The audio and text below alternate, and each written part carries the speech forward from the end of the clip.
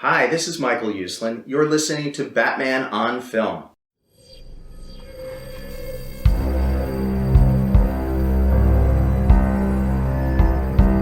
I'm vengeance. I have given a name to my pain.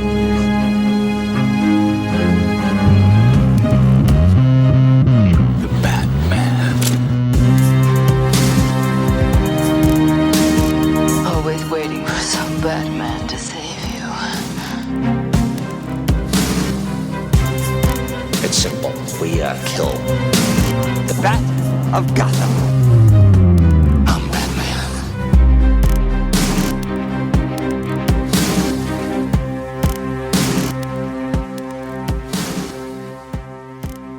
Well, welcome to episode number 111 of the Social Hour, a Batman on Film podcast. I am the host of this here Batman on Film podcast or show, whatever you want to call it. Bill Ramey. And I'm also the founder of Batman on Film, in case you didn't know. And with me today is senior BOF contributor Ryan Lauer of the Batman Book Club fame. Yes. Are you the curator or the librarian of the Batman Book Club? I think Garrett has pegged me as both. The curator of something and then said the librarian does that. Yeah, I guess both. Okay. So I'll take it. Is it a library or would it be more like a museum? If it was up to you. Believe me, I'd love to have a museum, a Batman museum. Okay, well, but that's it's okay. It's a museum. I mean, I guess I am looking around and I've got Batman posters up. I've got a Batman spotlight, Lego Batmobiles, and Lego figures. So yeah, we've got a museum. Thanks, Bill. You just gave me a little pip in my step for the day. Well, speaking of that kind of stuff, I got me a new bookshelf that came in yesterday. I'm gonna put it together so I can stock out even more Batman stuff in my office. You have room for another bookshelf in there? I do. Okay. Time to fill her up. Announcer Rachel gave me the look when she saw the bookshelf show up, and I said, she goes, where are you putting that? And I showed her, and I got the look again, and then a shake of a head and walk away. Now, let's break it down a little bit more for everybody listening. The look from her was the look of excitement. Like she was really excited about what you have and what's coming. Yes. Okay. She loves it when I buy stuff and it shows up at the doorstep and then it ends up on display here in my office. Excellent. Yeah. So this is almost for you, announcer Rachel. She said, I can't wait to get home from work and see what you've done. Mm-hmm. So I already think but in all seriousness, I was always like, okay, I'm gonna do a little rearranging and move this section over here and just make it, a little bit cleaner, a little cleaner look. Yeah. Not as So cluttered. we're not going to hold you to this because you did take a video per the request of a member of the BOF Facebook group. Yeah. Shout out to Patrick Johnson. Yeah. Yeah. Patrick Johnson, who also sent me because last time I was on the Social Hour with you, I talked about I need an Adam West and a Christian Bale Funko Pop, and he said he had extra Adam West ones, so he just sent me one. The kindness of his heart. Cool. So thank you, Patrick. Much appreciated. But in your mind on this new shelf, do you already have it spoken for as what that's going to be? Because I can see to your right. Seems like that bookshelf is kind of like a Dark Knight trilogy bookshelf. Yes, it is. So what's this new one? I do. I am going to set up, and it won't be the whole thing because this one's got like 4 shelves, so I'll have plenty of room here. 5 shelves actually. So I'm going to put all the Burton Schumacher stuff on it in one location, and then where I have it now, I'm gonna figure out, probably move some of these. I got like McFarlane's just stacked up on each other now, and there's some it's like three stacks back on display where you can't really see them all of them. So And that'll be good because I'll know what I have, so I don't double order stuff again like I have before. Oops. It comes in. I go, oh, it's way in the back. I already had that. Damn. You said this will be shelf number 5? Oh gosh. I mean, really, seriously, want to count all the shelves Full I've got bookshelf. Okay. It will be the third tall bookshelf. Okay. I have, let's see, a total just things you would call shelves in here. 1, 2, 3, 4, 5, 6, Oh 7, boy. 8, 9. 9 shelves All right. of various Well done. sizes. Yeah. Yeah. Okay. The only thing it sucks is when you got to dust it and you take it, all that stuff and put it back. Yeah. That's a process now, Yeah. but it's got to be done because you got to keep Batman clean. Of course. He lives in a cave and his stuff is still in perfect condition. Yeah, So exactly. I think you can. Yeah. And also, hey, you're retired. Yeah. So now you can tell announcer Rachel you got a part-time job Yeah. cleaning the office. I always say it's retired and air quotes because hey, There you Batman on film's a job, It is. right? I do Yeah. other stuff. Yeah, I do other stuff. Okay. Let's talk about there's a new Batman movie out. Came out last Hallelujah. week. Yeah. How about that? No, actually this week. You were because My bad. My bad. because you are in the pockets of Warner Brothers. You received it Yeah. last week. Yes, I got it. So you got it ahead of the game. Yeah, I watched it last week because I got it early. Thank you to Warner Brothers Home Entertainment for reviewing purposes. That's right. And so I watched the Doom that came to Gotham. And as I said in my review, I had never read the graphic novel. It was originally a 3-part 3-issue story, 3-issue Elseworlds miniseries in let's see, November 2000 to January 2001, I think. Yeah. Bingo. I had never read it. And so I'm curious. And now, so I'm gonna plug something for you. You had just done a show of the Batman Book Club on the book. That's right. I think I've told you this before. The great Robert Reinecke, who whenever I record with him, I guest for this show. I do not feel like I am smart enough to be on a podcast with Robert Reinecke. But he and I mean, he's been on my show a couple times before. And as we were, gathering of like, hey, your next appearance and whatnot. And when this was announced, it was kind of long in the making.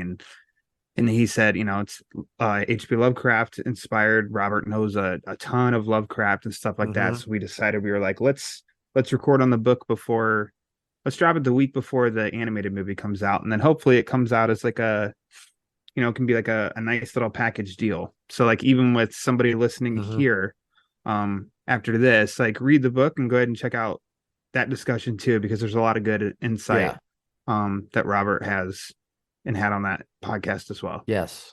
Let's make sure I was going to make sure we plug that. So let's make sure we plug it again before we leave, because that's a good companion. So my thing is what I was interested in, and we're going to get to the movie here just shortly, is I'm a fan. I've liked pretty much all the animated Batman movies. I think they do a hell of a job. I think it's something that Warner Brothers does really, really well, is their animated DC films. And I was gonna say, I can only think of one, like, Batman. And when I say Batman, it's Batman is in the title, which that's what I consider a Batman animated movie. There's only one that I just like flat out don't like. And I think all the others range from like, okay, leaning more towards good, okay, to like great. Yeah. They do pretty well with the Batman movies, I think. Yes. Which one are you not a fan of? The Batman Harley Quinn one. Oh, yeah. Yeah, I didn't like that at all either. Yeah. I think I've watched it. I watched it once. I might have tried to watch it a second time, and I just no, I think I know my feelings on this. It's not for me. Not to get into that, but It's more to pump like I us. s- They're good with Batman and animation, I think. Yeah, it's like I said, I think they've done a. I mean, how many Batman movies have they got? I mean, there's a ton. There's more They did Batman animated movies than anything else. Yeah, I And even did a post on BOF about ranking the top 10. It's like yeah, that might have to be updated because, yeah, even since then there's been probably four or yeah, five added, including Long Halloween, which yeah, we know my feelings. yeah. We talked about that quite a bit. That's like I thought it was. That's one of the. Every time you bring one up, it makes me want to go on a tangent about it. Yeah, Because sorry. I think Long Halloween is one of the best Batman movies. Period. Live Yeah, action animation. But um, going back to, for overall, yeah. they do a really good job. Hmm. Yeah, I can't think of, and I'm not trying to compare it to Marvel, but I I don't even know if Marvel puts out animated stuff like Warner Brothers does with DC. I'm not. I'm not familiar, and I don't know. I don't come across much. If they do, it's not too easy to know. Like It's it's not not on just my throwing. radar, and Yeah. I So would I mean, I figure I would at least know, but maybe not. yeah. Go ahead, you can take my Marvel card away from me because I don't need it. I don't have one, so Yeah, good. so You're that's all better right. than me. But so yeah, they've done. I've most of them I've liked, um, like 90-some%. Let's put it that Yeah, way. there we go. Um, and I've we got earlier on we got some straight up adaptations. You had Year One and The Dark Knight Returns comes to my mind immediately, and I'm like, I really like those. But more recently, it's the Inspired By adaptation. Long Yeah. Halloween, Hush comes to mind. What am I missing here? There's been Gotham by Gaslight, Hmm. Inspired By. So I like when they take the comic book story and then they do a movie, and it's not verbatim Hmm. what you read, because it's I find it a little bit more enjoyable because I've read I've read most of them. I already know. Yeah. Had read Year One. There's nothing surprised me with Year One.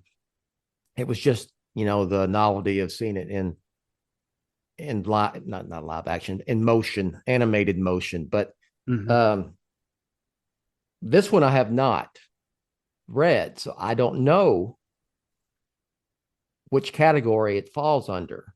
You have. So Yeah. what's your observation of that?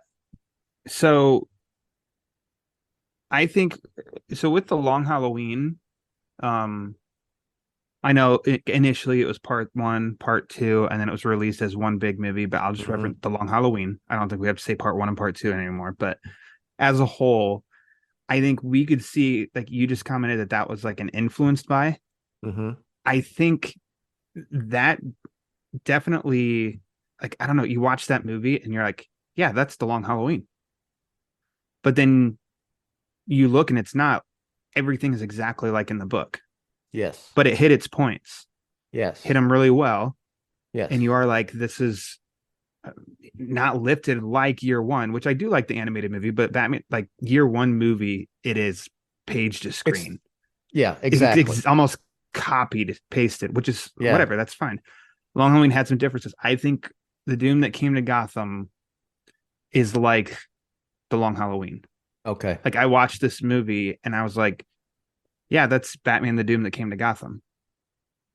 But in a way that there are additions, but not deviating really different from the book. It's giving some more breathing room. And then a few like cuts, and then a few little additions throughout. But you Okay. watch, when you read the book, I think you're gonna feel like, yeah, Okay. it's not panel for panel, but yeah, this is the movie Okay. that's the Doom that came to Gotham. Okay. Because DC has a new new edition coming out in April. Yeah. Yeah, like soon. Is it next week? Mm-hmm. Yeah, which Okay. is, I mean, I at least it is close. Give people a week to watch and then maybe but I almost feel like you should have had it available and try to really push, hey, here's the movie. Why don't you go ahead and buy the book too? Because it's going to be in trade paperback. I think it's going to be like $15 or something like that even. So it's Yeah. not even that expensive. And I only owned it digitally. And so revisiting it with Robert, and I told him by the end with the book, I'm like, yeah, I want a physical version to put on the shelf. And so yeah, I'm gonna get that copy as well. So I pre-ordered it from Amazon, so it'll show up on release day, and I will read it. You should So do a review on it after you do. Why not? sure, why not? Yeah, thank you for giving me something to do for Batman Yeah, on film. Great it'd be idea, fun to read. really. Yeah, so I certainly will. Anyway, so moving away from the book, and then you know what? Maybe Yeah. well, the hell with that. You done did it on on the Batman book club, but yeah, But I'll we do a written recorded review. before the animated part comes out. Yeah, So I don't know if you want to do a follow up. I don't know. We'll talk off if you want to yeah, do a yeah, yeah, compare yeah. and contrast or something. So the movie came out, and a lot of times, okay, this is it. This is how I prefer Batman and the way, but it's I've got some exceptions, I guess you would call it, because my preference when I Mhm. read a Batman story, whether it's Black Label um or like a own in the own the regular titles like Batman or Detective. When I read a Batman story, I prefer the Batman stories that are grounded. They're cut from year one DNA Yeah.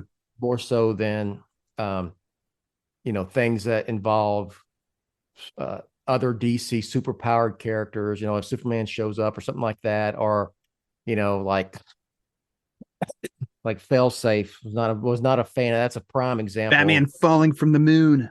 Falling from the moon, and then they come in almost a Justice League story. But I've always liked the Elseworlds tales, Yeah. Elseworlds stories. There are some, like, okay, here's a great example. I really like, and it was Elseworlds. I like the Batman Dracula, Batman Red Rain, all that stuff. I thought that was really good stuff. And Hmm. it's supernatural, Hmm. fantastical Batman, but I liked it. And um, with the like Brave and the Bold, we've talked about that before. It's like my Yeah. favorite animated Batman series. And it's You'd think it different wouldn't than be. you think it wouldn't be, but it is for the historical reasons and Batman history and mythos and all that. Love letter to Batman. So, there are things because I appreciate, I fancy myself an amateur Batman historian. That's right. Uh, Yeah. I've so heard a couple times. I appreciate Batman history and different versions of Batman. Doesn't mean I I, th- like I think everything. what you So said though yeah, is, that's fair. I think we all have outliers. yeah, I don't think that any of us do or should pigeonhole ourselves into, no, this is the only thing that I like, and not give a yeah. chance. Nobody says that like you try it, you have to like it. If you try something different and don't like it, that's like whatever, that's fine. But I think there are some out of the norm, entertainment choices that all of us like. That's like I wouldn't Mm-hmm. think that I'd enjoy that, but I actually really enjoyed that. So I Yeah. think that's fair because you and I, you know, people that come to Batman on film as it is, they know like your preference and what you like, and so you and I are pretty, similar. I think I like Mm-hmm. some more of other inclusions maybe than you do, but for the most part, I like the grounded Batman stuff. But then yeah, there are some stories. It's like, well, given the storytellers and the action and the I don't know how it's made, I didn't think I'd like this, but I'm Mm-hmm. actually a big fan of this. It's pretty good, so I think it's fair. Yeah. So this one clearly, I mean, it's supernatural, it's fantastical, Yeah. and not reading the book, I didn't know what I would how I, I didn't know what I would think about it, but also knowing that it's coming from Elseworlds brand, an Mhm. Elseworlds story originally, that I would probably would. I'm familiar with Lovecraft, but not, I'm not a guru Mhm. by any stretch of the imagination. I'm just familiar. Is that, Yeah. a good way to put it? It was probably also kind of fun on your angle because you're like, I'm coming into something blind for once. Totally. Yes. Totally. So I popped it in the Blu-ray and watched it last week, and I really, really liked it quite a bit. And you can read my review on Batman on Film, but let's just go ahead and talk about it. So what'd you How think? heavy do you want to lean into? I mean, I don't want to say like spoilers, but maybe some comments people would find spoilers. Do you just Okay. want to say that we're going If to you talk have not watched the everything? movie yet, Okay. and you want to go in clean, stop listening to this podcast right now and come back to it after you watch the movie. All right. That's my public service announcement. Kind of like with you, you haven't read the book, so I don't want to say everything in the book either. However, I stand by, and I think you'll probably agree that there isn't going to be some like I don't think I can spoil the book for you Yeah. after you watch the movie. And vice versa, I guess. If somebody's read the book and then haven't watched the movie, I don't think that you can be spoiled. It hangs kind of close, but uh overall with the movie, I thought it was good. Um the last stretch of it, probably like maybe like even the end, which is it's the same. I had the same feelings in the book. That's just the only part still isn't my thing. And even though I like the movie up to that point, that part still isn't my thing. Um, I'll rewatch this movie for sure, and when I get to that point, I think I will probably be like, "Come on, all right, let's go." There's just something with, and I said it to Robert too, of like this. It seems like it's like a squid or something, that comes from another dimension or whatever, like that. And I'm like, that's hard for me to be interested in that. Yeah. I think everything up to it, I really dug. I dug this bat suit. I dug the atmosphere, the look, some cool fighting, twists of characters, the inclusion of characters, even the way that, explaining some of the things. So with the Al Ghuls and stuff, I thought that was all, I mean, all of that was done well. I didn't mind that. It's just something about bringing in a squid. Like that just,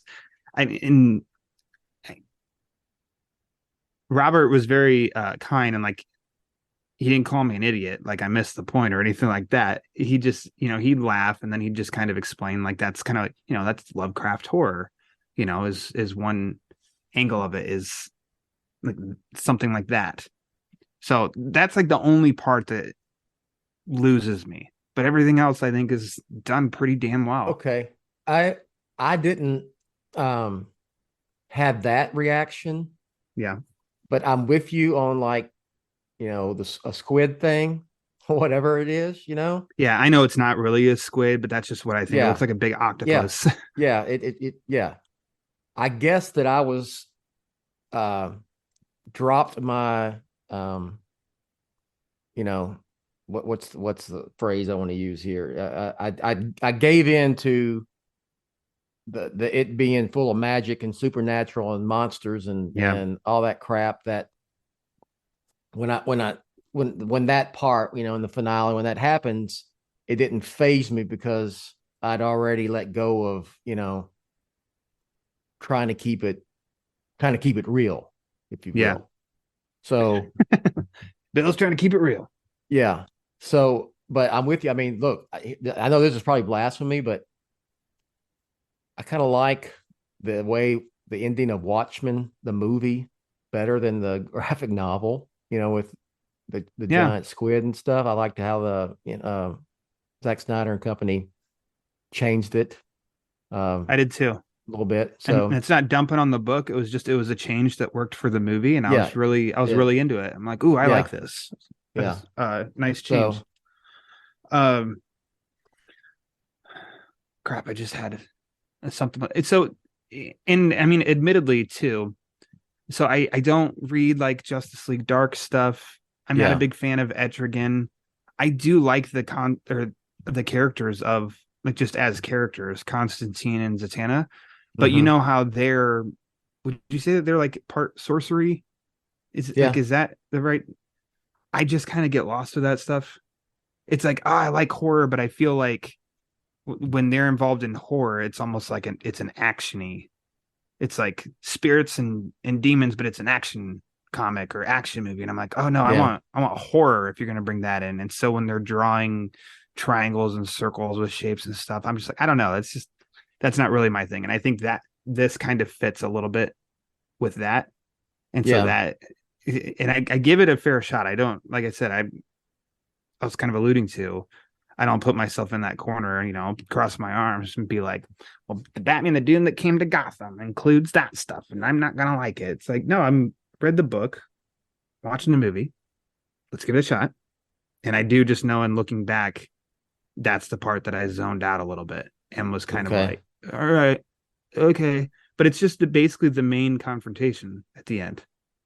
Everything Mm. else kept me invested. It was just that Okay. main confrontation at the end. So well, let's just go through the movie, the plot a little bit. So basically, if you're All right. not familiar with it, it's a period piece. This one's set in the 1920s. Mm-hmm. Bruce Wayne has been traveling the world for a decade on a ship, basically exploring. He's a man of science and reason. Is that fair to say? Yeah, I think so. He's left Gotham, what, 10 years after his parents were killed? He And he said was gone 20 in the 10. movie. Oh, okay. Okay, gotcha. Yeah. Then yeah, been gone 20 years. He's been gone 20. So he's been gone for a decade, but it's been 20 years since his parents died, right? I thought he said that they've been gone 20 years. So either way, it's 20 years since his parents have died. It's 20 years since his parents died. Okay. We'll go that route. Well, And go, I yeah. apologize if I'm wrong. I thought that he said No. to Alfred on the ship Yeah. that he was gone 20 years. So Alfred is with him, as Ryan said. So he didn't leave on his own like we usually do. He took Alfred with him, and he's been exploring the world. He's picked up some wards, some orphans along the way who serve as versions of Robin. There's straight up Dick Grayson, Mm-hmm. and then there are couple others that are nods to other sidekicks. Sanjay Todd. Yeah, Sanjay Todd. Which that part, it was a little like I didn't even put it together, I think, until I read your review. Or did I look it up? No, I looked up somebody else's review and they said Sanjay Todd. And then I looked and I'm like, okay, Sanjay Todd. Flip that first name a little bit. Yeah. Well done. And the Kylie Kane. Yeah. I didn't like, I tried to play that trick of putting letters together and I'm like, oh, I don't have anything. Do you know of a nod with that at all?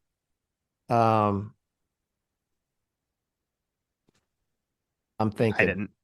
I know a substitute, and those two characters are not in the book.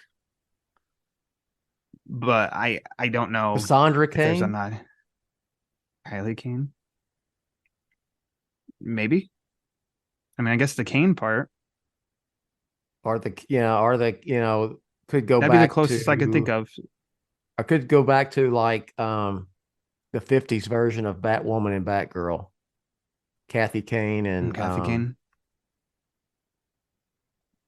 But yeah, it's still, I took it, all three of those characters as more of Robins. His Robins. Yeah. Yeah.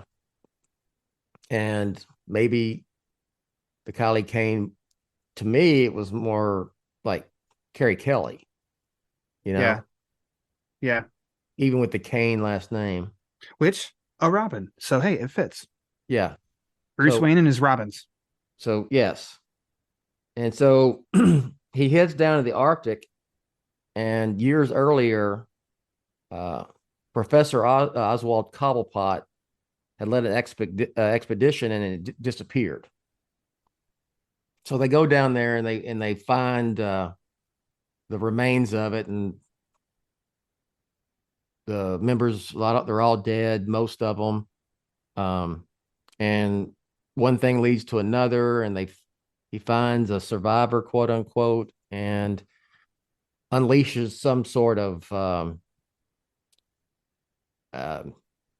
Doom. unleashes the doom that would Yeah. end up coming to Gotham. Okay, let's just put There it you that go. way. Okay.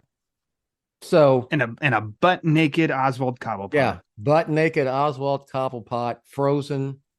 What'd you think about that take on the Penguin? Literally, Almost you becoming know? yeah, I was gonna say literally Yeah. becoming one with the Penguins. Yeah. I don't know. That's a way to bring in. That's almost the most literal sense of bringing in one of the characters in Batman's universe. But I actually, just as the whole opening itself, which I think is like 7 or 8 minutes of that, all that, I really, really liked that. I thought it was really well done. And you can see as the Penguins and then Oswald himself getting some kind of weird growth, and then you discover that this Doom thing is responsible.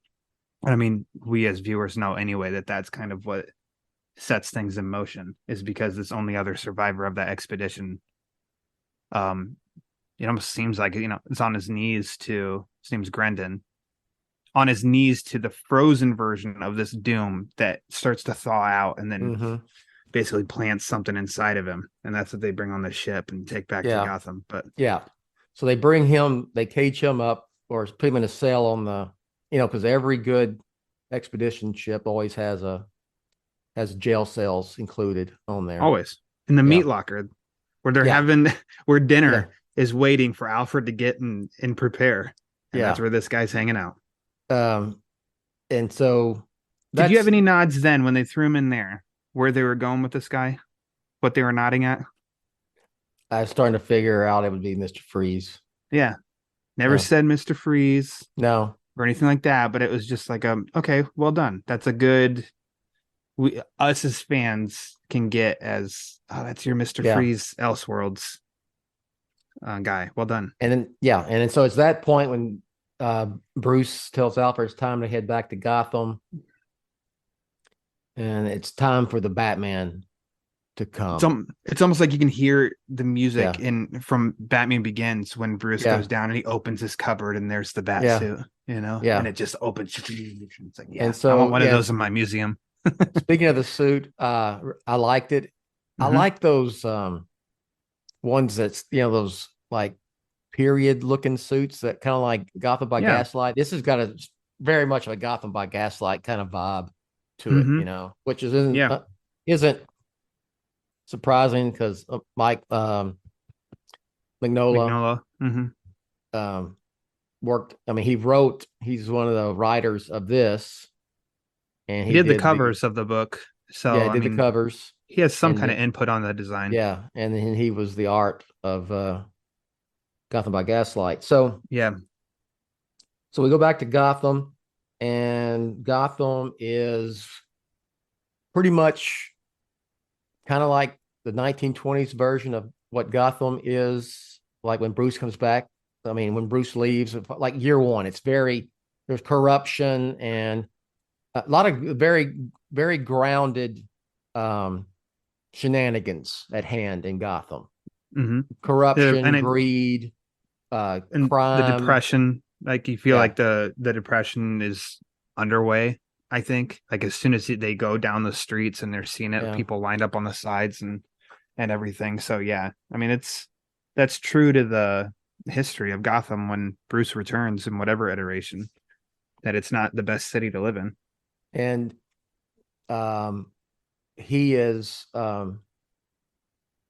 originally Batman. He's coming just to be Batman, like Batman always comes to Gotham to, save Gotham from the, street level crime and corruption and all that stuff.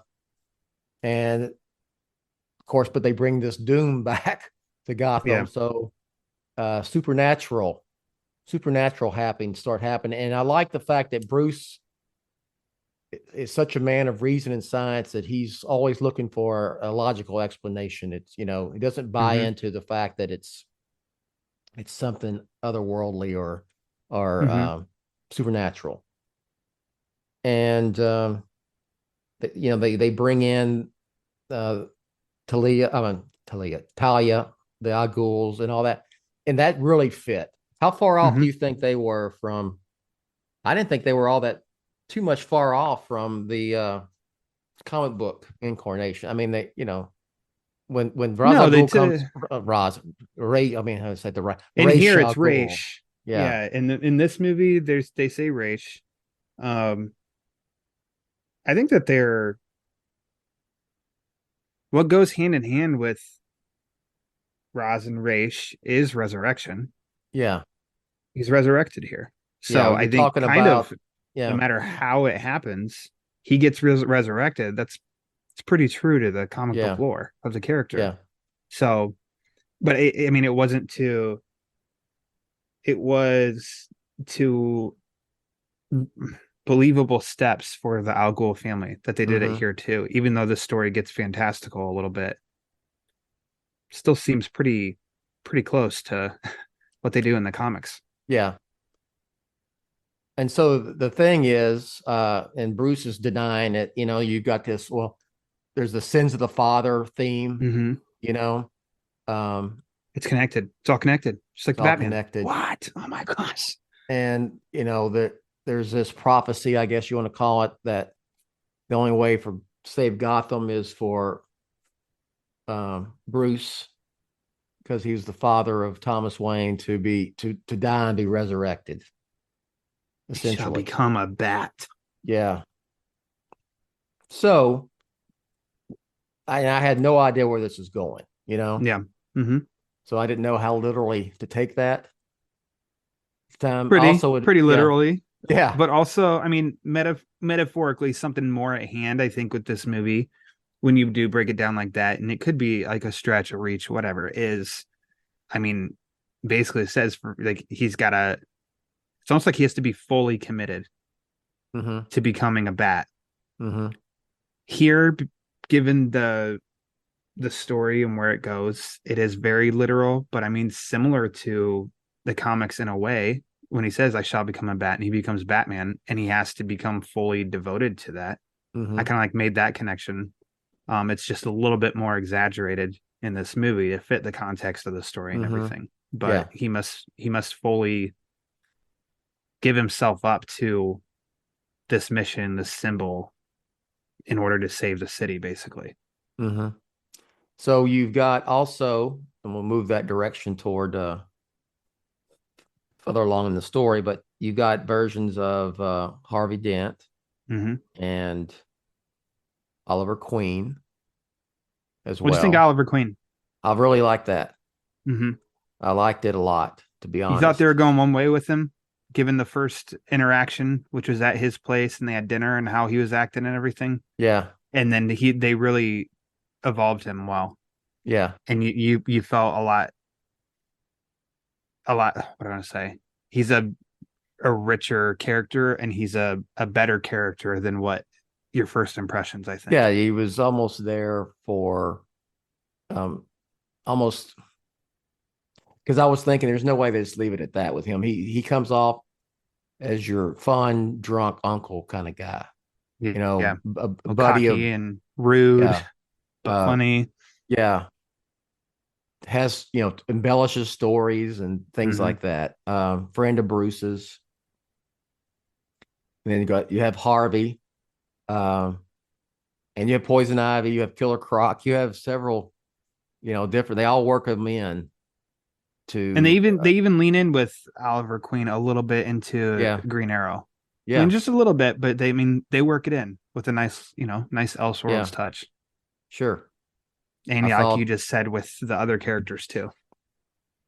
I thought the Two-Face version of Harvey was cool, the way they did that, worked it in. Yeah. felt bad for him in a way. It's just Worst case with poison ivy anybody yeah, whew, has ever yeah, gotten. yeah. Got to be careful. All right, Ryan, let's stop here for just a moment. We'll get back to the podcast in a second. But first, we need to hear from these words from our sponsors. By that time, we get into, like, I guess the third act. I mean, it's going full into the supernatural stuff. So I won't tell you how. Some of the characters that you just mentioned get a little bit more in the book. Okay. Which I didn't think that they were shorthanded in this. Yeah. It's just I do remember some of them in watching this, and then when we got to certain points in the story that I thought, oh, okay. They just kind of bypassed that, which I don't think hurt the movie, but I do appreciate it in the book. Yeah. So there's something to look forward to. Some characters get some more explanation. Yeah, you're trying to make a 70-something odd minute movie, and this was actually long. Yeah. What was this for in them, at runtime? like an hour and a half. Oh, okay. Yeah. You know what? I watched it and it didn't drag on me. So yeah, I just felt it moved by quick. So it had to be up there with, the 78, 80 minute, whatever. So yeah, they went an extra 10 to 12 minutes. So that's a good sign that you didn't feel the extra. Yeah. Because I didn't look at the runtime. Okay. Very good. Well, that's a positive. So literally toward the end, spoiler alert again. You get to where we find out the Wayne family's involvement in all this. That threw me for a loop in a good way. Didn't see that coming. The fact that, Thomas Wayne came as basically a pilgrim in the 1600s, and to make Gotham survive successful, they made a pact with the supernatural, and that's another case of the movie, and you're like, yep, that's the doom that came to Gotham. But you'll read the book, it's okay, a little bit more explanation than the book. And I think I said, honestly, I can't remember, because on the Batman book club, always, towards the end, it is what's your favorite part of the story? And I think I said that was my favorite part of the story too. Okay. But it's cool. I mean, it was done well here too. Well, then, the look was it like sepia? I think when it did the flashback of that, that whole look and everything, I thought was cool in the movie too. I like that part in the movie. So it was basically, it boils down to, and tell me if my interpretation is wrong. It's like, okay, Thomas Wayne comes. It's essentially a pilgrim to the New World to establish a settlement, and they make a pact with this doom devil, whatever the thing is, squid, that in order but to make sure Gotham succeeds, which it did by becoming this huge major city. I guess it was time to pay the piper at some point, right? Yeah. That old tale, Yeah. Which I think, I don't know, I don't want to say that it's like a well that's commonly gone to. It's just, I mean, the temptation of, success. And that's, there's a lot of really good drama, I think, in all mediums with that, of making the deal with the devil. Well, the devil's going to come collect at some point. And I think that's pretty much what happened here. But they, but with a twist, it wasn't just for like four men of just be the greediest of all. Like, they built a civilization out of it. Yeah. They built a city out of it and everything. Yeah. So that's where it's not just that simple of, I want to be rich and live forever. Yeah. It was not, their motives were honorable. They weren't villains. Yeah. You didn't think that they were evil people necessarily. No, they wanted question some of their methods, but yeah. Yes. So we know that, in this story, Thomas and Martha Wayne, they are murdered with a knife. They're not weren't shot. When Bruce was like 10, and they did whole the whole typical Batman, so I'm almost going to become a Benjamin, blah, blah, blah. But had the movie playing while we've been talking, and it's even at the it's even at that part now. So the thing is, sins of the father. Well, the father's not here. Yeah. Pay the piper. So that's why Bruce. I need to look up whoever came up with that saying, because I think it's a powerful one. And again, you can pull a lot of rich drama out of that, of the sins of the fathers. I know it's kind of, the back half is kind of like sometimes changed a little, but it's like shall be reaped upon the son, or something like that. Yeah. And Oliver says that a couple times. And I think that is a unique spot for this, or unique addition for this story specifically, book or movie, is the father-son connection with the Queens and the Waynes. Yeah. And that revelation. What do you think of that? Oh, I liked all that. They saved that until the end, and that was because Oliver, after he fights Poison Ivy, and he says something about, to Bruce of my father, or references, but he doesn't get to finish, and Bruce just says, basically is just there to comfort him, as if like, it's okay, you're fine, and then he doesn't find out the rest of what he's referring to until later on. And you like that? Yeah, absolutely. Yeah, I thought it was cool. I think, that gets to the point where it's like Bruce finding out the story is when he finally lets go of there's got to be a logical explanation for all this. Yeah. Nope, there isn't. And I didn't know how literally to take Bruce Wayne must die and be born again, or whatever the wording was, to save Gotham. I'm like, you're gonna kill off Bruce Wayne or Batman? You son of a bitch. Yeah. What the hell's going on? What the hell's going on here? There's Mr. Freeze in here too. He wasn't looking for diamonds, Bill. He was. They worked that in. It just made sense. Here he was. He's Mr. Freeze. He's kind of possessed Mr. Freeze, but yet out there looking for diamonds. Looking for diamonds. Yeah. Always. Always. Yeah. Always. So here we go. Spoiler alert. So, all right. Basically, well, not basically. So Bruce is sacrificed. Batman literally becomes Batman, becomes a bat. And even with, I am Batman. He is Batman. Spoiler alert. He is Batman.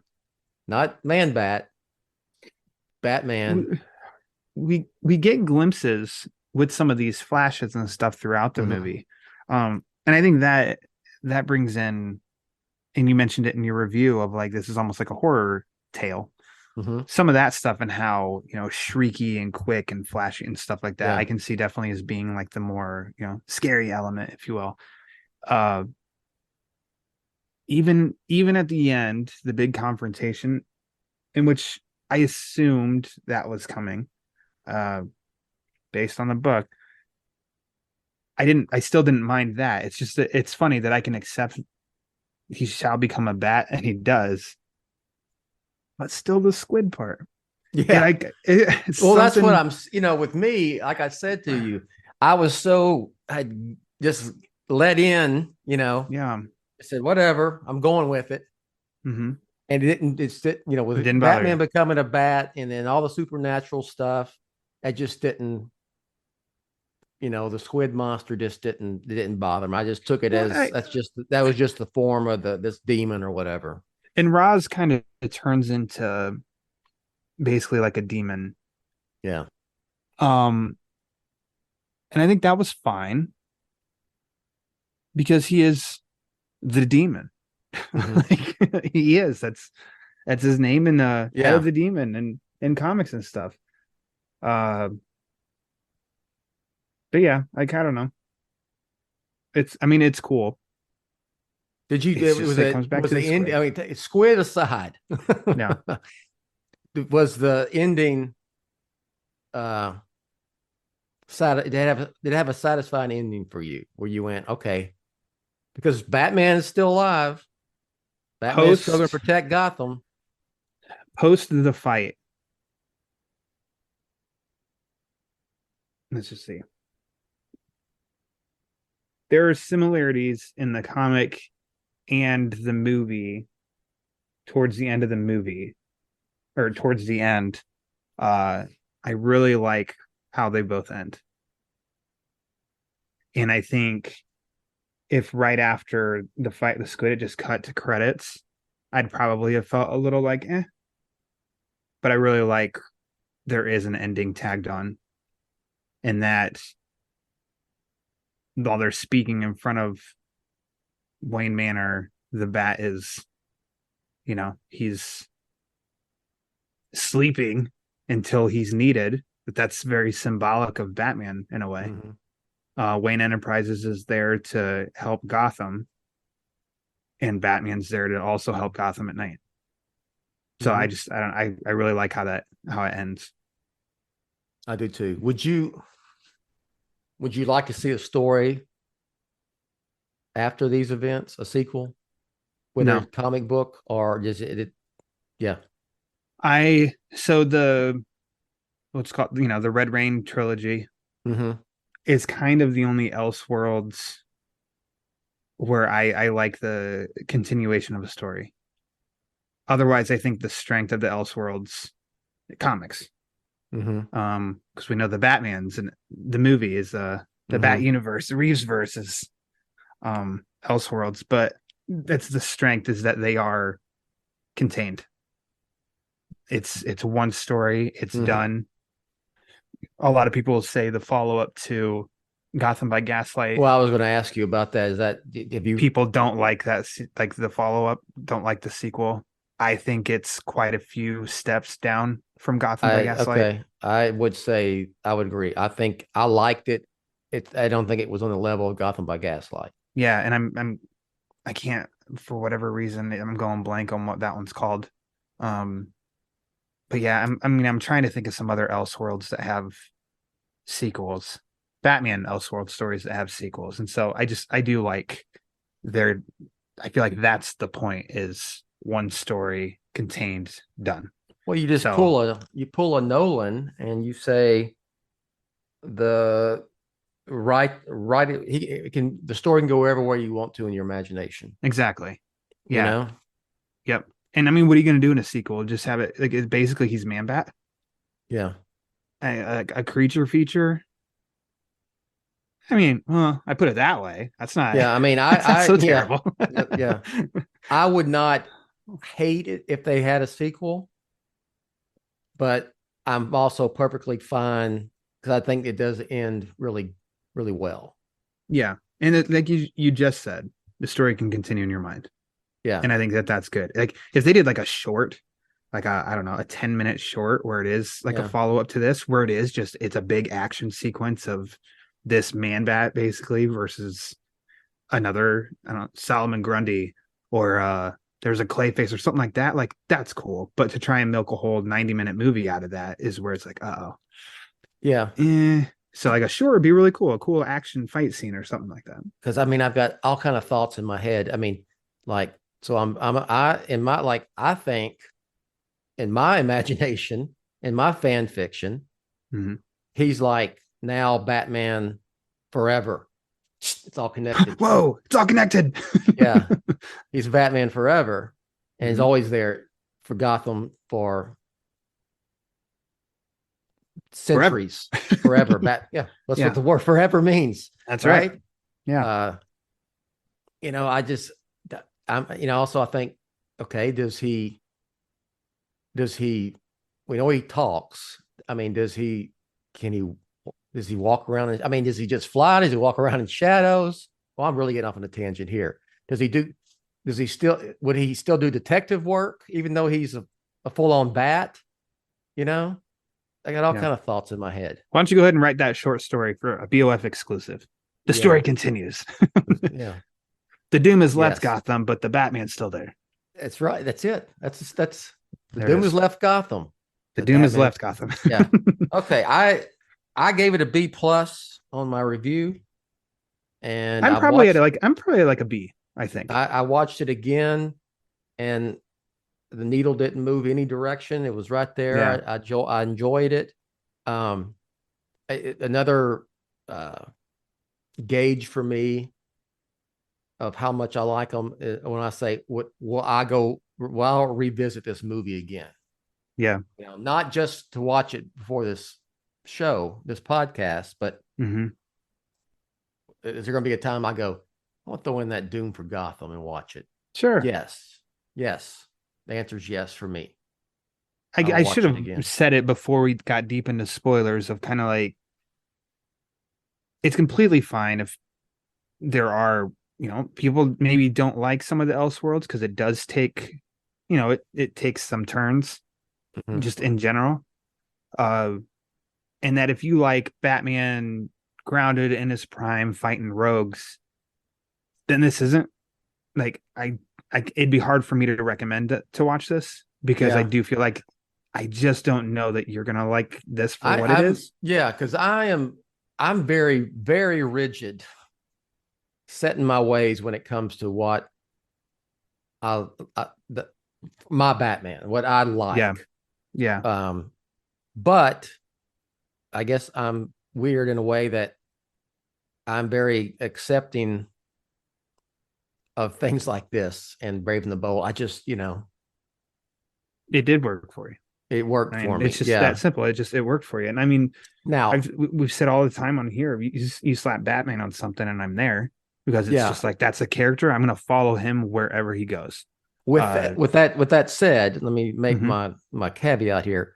It's not, I wouldn't want a live action version of this. No, I wouldn't want the tone of the Brave and the Bold animated series in a live action film.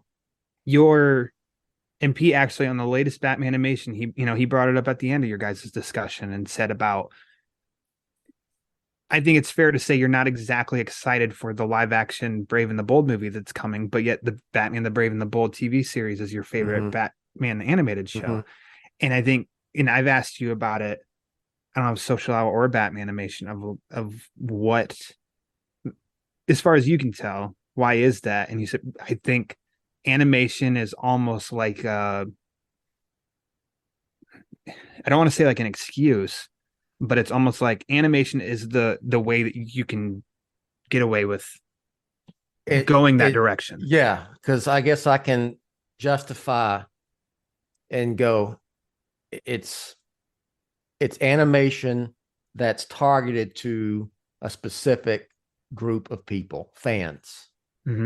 Okay, let's be honest. That's who these movies are for. It's not for announcer Rachel. No, she's gonna watch it and she's gonna like it.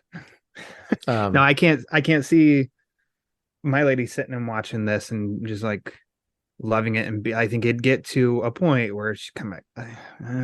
If I showed this to announcer Rachel, she would go, no. Send that bookshelf back. Yeah. So, but so that's so not an excuse. Yep, I agree. I know. It's justification in my mind. Animation can go places that live action, I feel like, can successfully go places. I don't know. Everybody gets the point. I don't need to try and rephrase. Yeah. And I agree. All right. Any final words, or have we covered? You said that there were here? A couple. I was really trying hard. Okay, yeah. I don't think Batman I know Easter where you're eggs. going. Yeah.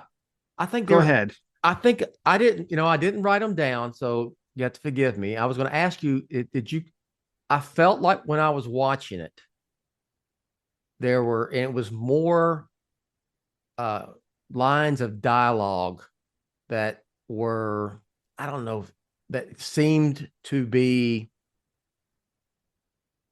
Easter eggs, for lack of a better word, to other Batman things. See, I read that in your review when you first dropped it, and then I read it yesterday. I told you yesterday was a really long day, so I probably didn't have the best full attention on while watching, but that's where my mind stuck. I'm like, oh my gosh, I don't have any example. Yeah. Okay. I have no example of Easter. I believe you, but it just makes me like, Okay. oh, am I going to lose my fan For card? example, okay, does he in the book, does he say I am Batman? I honestly, I don't remember. Okay. Because I take that as it's a nod to the animated series. I mean, because I asked you why if it's in the book, because the book came out decade after Batman the animated series. So Yeah. and there was a few other little things in there. Okay. I didn't know if there So was anything that was very obvious, in which when I watch this next time, that'll be my mission, is listening for that stuff. I'll say, I think I've always kind of said, I don't know what it is about Etrigan that doesn't work for me. I just don't care for him ever in a story. But thanks to you, in 2019, I got to meet in person and interview the great Lee Bermejo, your pal, Lee Bermejo. And I did get to tell him that his version of Etrigan in Batman Damned is my favorite version of Etrigan that I have seen, because it was very grounded and he was basically like a hip hop artist, in which rhyming made a lot of sense. It didn't drive me crazy. Here, I mean, he was Etrigan, but maybe he was a little bit more tolerable for me. To me, I think I wrote weapon? it. I think I wrote it in the review as like, I wouldn't necessarily like a story, Batman, like Batman Brave and the Bold, old school 70s Batman the Brave and the Bold, Batman and Edric the Demon. Wouldn't be one of my, on my pull list, if you will. Don't bring him into the Batman Part 2. No. But based on what this story was, I thought he fit perfectly in it. That's true. Yeah, I agree. And maybe that's why I think, like I said, a more tolerable version is because it does fit the vibe of now, the story. I like now you take the character away from Batman and put it like with Constantine and all that and Justice League Dark stuff. Okay, that's cool. You know what we're gonna have to do? We'll have to do for Batman animation. There is an episode of The Brave and the Bold with that character. So I've probably actively avoided it. I'm like, oh God, that's good. No. Well, now for sure there we go. Talk writing it down. That one. Yeah. Another quick note. There was, and I mean, it just popped up on here. Definitely a nod of Clark Kent, Lois Lane, Jimmy Olsen. Yeah. Probably more that I just didn't, but they were just extremely noticeable. That too. That was part of what I was. That was fun. To. A fun little, because and those are the ones that are the best of. The average viewer watches this and it's just like, well, it's just part of the, they cut to the people that are watching. Us nerds are like, no, that's Jimmy Olsen, that's Clark Kent, that's Lois Lane. Mm-hmm. You cannot convince me that is not them, And then like second, and this just be my last thing to say I do love the atmosphere of the movie. I do love this Gotham by Gaslight. In the book, at least, is like 1898, 1899. Mm-hmm. This 1928, but yet they aren't too far in looks of each other. Yeah. I've told you before that I'd written into BOF long ago. You've mentioned it and stuff. Maybe Caved Crusader is going to be that way a little bit, but like this time period, but like regular Batman story, but grounded. Batman and crime, Batman and rogues. Yeah. Oh, I want that. Yeah. Like I do. I think Gotham by Gaslight, that one was very grounded, obviously. And I loved that atmosphere and look. And I just think like, man, I think that could be really cool. Chip Kidd did Gotham by Design or something, a Batman story. And it was just like basically like charcoal and pencil illustration, but it was really cool looking. But that was back in like I think the 20s or maybe the 30s, and it's just the environment of it, of like contemporary storytelling of like Batman in the 1930s. I think would be they won't do it in animation again anytime soon for like the DC animated movies because this takes place at that time period, but I just think like that'd be a really cool setting for Batman. You story. do this is why I'm a very strong advocate of Warner Brothers and DC Studios to keep and use that Elseworlds banner. Yeah. I mean, imagine a 6-part prestige series, Gotham by Gaslight, on HBO. Yeah. And, as a mystery, That'd be awesome. Yeah. or Batman, literally set in 1939. I mean, there's just so many things I think you could do with that. I And agree. I hope they keep it. I would love it. Because Live action or animation. Yeah. I don't know if you do a Either. movie. I don't think you do a, Gotham by Gaslight movie, but HBO miniseries. And I know people, I just wrote an article said, keep, Batman should stay on film. When I'm talking about here, there's some exceptions. Like you want to do Kingdom Come, a la the Watchmen series on HBO Max, do it. What's the other one I always pull out? New Frontier. New Frontier, is a mini series. Could work on HBO. I think you just go back to, you've mentioned it many times, sorry to interrupt, but the Watchmen TV series, that is to me almost like the gold standard of what you just said, New Frontier and Kingdom Come. How freaking good that Watchmen series was. I think it's just proof that you can it be done. Saying this because I'm biased. And I'll disclaimer, I haven't watched any of the Marvel, DC, Disney Plus stuff, so I can't speak to it, but I don't know how you top Watchmen. It may be the best comic book based TV production ever, period. I fully agree. I have watched some, I mean, I'm not here to pick on. I have watched like some of the Marvel stuff and Star Wars stuff and the other, Peacemaker and stuff like that. And I just think Watchmen's on another level, which I just think shows you can do it. You can adapt some of these stories and really make it a big deal. I would toss in, since you mentioned it, Peacemaker's up there. I know it's really. I know it's crude and funny, but it's up there. Mm-hmm. But it's not, Watchmen is like top of the list. Yeah. So yeah, but so that's standard. If you take I guess I'm talking about when it's just your main live action Batman on the big screen, solo Batman, should be reserved. This could be a whole other podcast. I'm not an advocate of there being a Batman TV series. I don't care if it's on CW. I don't care if it's on HBO in a higher quality. If at the same time, because I think the ongoing series should be on the big screen. It should be an event. I think that can be maybe it's a 3-person discussion, a social hour. Maybe when there's no new animated movie to talk, there's no news. Maybe that's a good breakdown. Open-minded on maybe why some people think we should, why some people think we shouldn't, our stances. I don't know. I think that could be a good discussion. All right. So yes, I recommend The Doom That Came to Gotham for you if you're a Batman fan. And it's might not be for everybody. I don't know if that's a good way to put it, but I think if you do, if going in, it's going to be a lot of supernatural stuff, and you just say, okay, I know that's coming, and go with it. I think the story and everything is really good overall. It's enjoyable. I think somebody listening to this, that means that they go to Batman on Film. That means they follow Bill, Jett, Ramey. They're going to watch the movie because it's Batman. So by now, even if we just told you what was happening, you haven't watched it, go watch it. Yeah.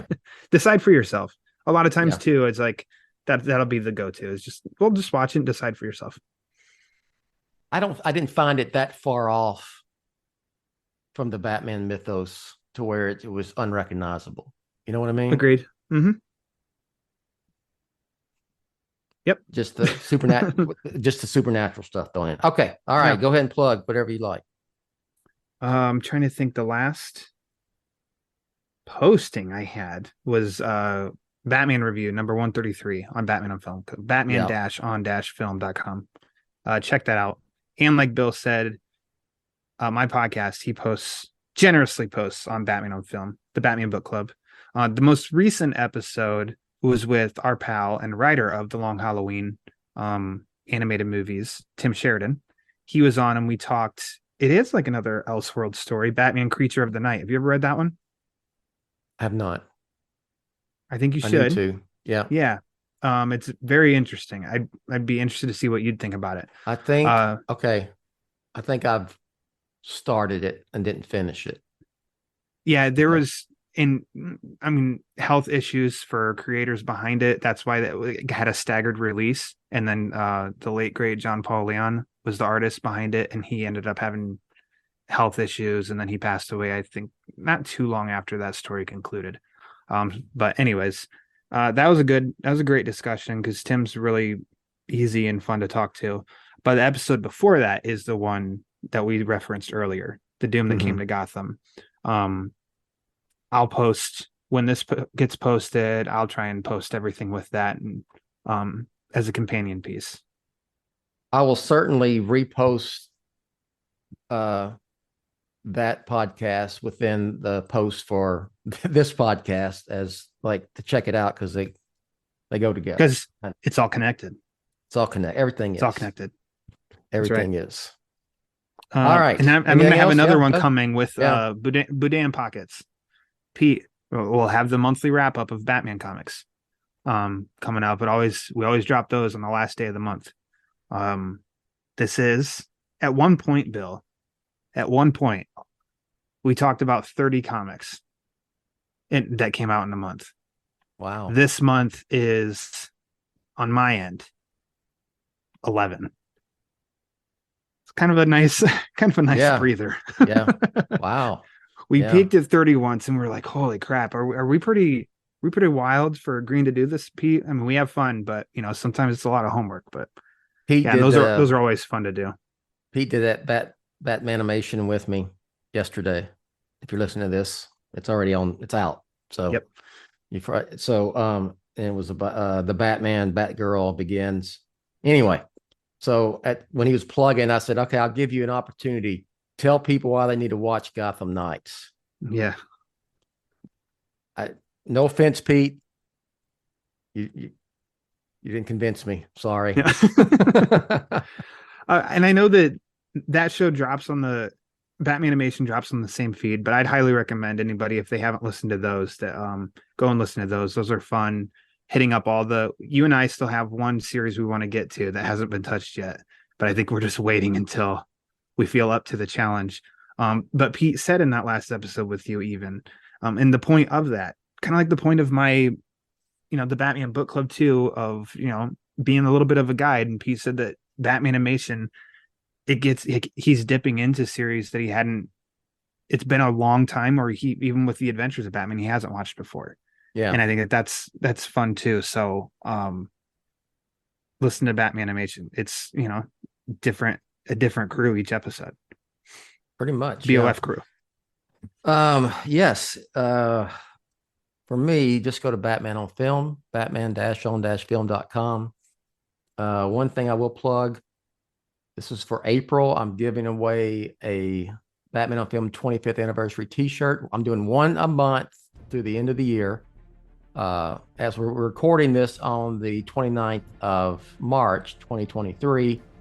So there's a couple days left to get in an entry for the March giveaway for the t-shirt. And that one's going to be the easiest one. You just send in your name and your contact and mailing info. And if you win, you get a t-shirt.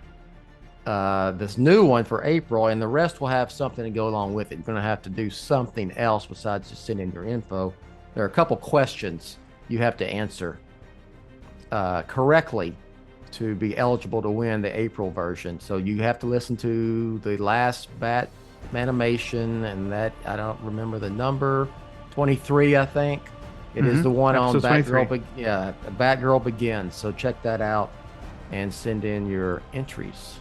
He admitted that he didn't know the answers. And I'm listening. I'm like, are you kidding, Peter? Yeah. The first one, okay, maybe. The second one, I'm like, get out of here. I didn't Get think outta they were here. too. I didn't think they were too. If you I'm gonna are take a his Batman on BOF film fan card. fan, you should know the answers to both. I think. Yeah. So that's it. That's all I got. Announcer Rachel will take us out, and we will catch you next time. Thanks for listening to the BOF Social Hour, Jett's official vlog and podcast on Batman on Film. Follow Jett on Twitter at Batman on Film. Follow the BOF newsfeed on Twitter at the Batman on Film. For Jett and everyone at BOF, I'm announcer Rachel. Authoritative, definitive, the original, Batman on Film, established in 1998.